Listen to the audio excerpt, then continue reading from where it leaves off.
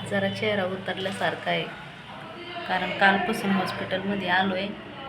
12 वाजता आलो आहे हॉस्पिटलमध्ये कोमलला घेऊन डिलिव्हरीसाठी. तर कोमलला तपासलं त्यांनी, तर कोमलचं पिशवीचं तोंड उघडलेलं नाही आहे आणि बाळ 4 किलो आहे. बाळ 4 किलो पिशवीचं तोंड उघडलेलं नाही आहे आणि तिला काही दुखत पण नाही आहे, तिचं पोट वगैरे कंबर वगैरे काही. तर लगेच मॅडमनी तपासलं. मॅडम म्हणले तिला शिजरला घ्यावं लागेल.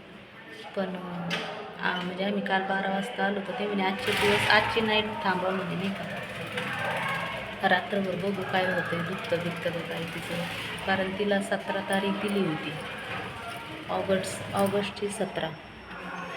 तर 17 तारखेला पण नाही दुखलं तिचं. 17, 18, 19, 20, 21, 22 तारीख आहे आज. त्याच्यामुळे त्यांनी तिला ॲडमिट करून घेतलं आहे आणि आम्ही थांबलो आहे कालपासून. रात्री झोपलो होतो खाली, कोमलवरतीच होती.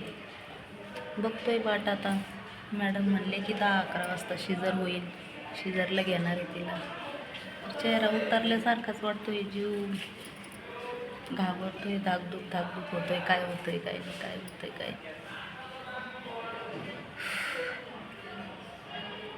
तर चला, काय होतंय सांगते नेक्स्ट ब्लॉगमध्ये. बाय.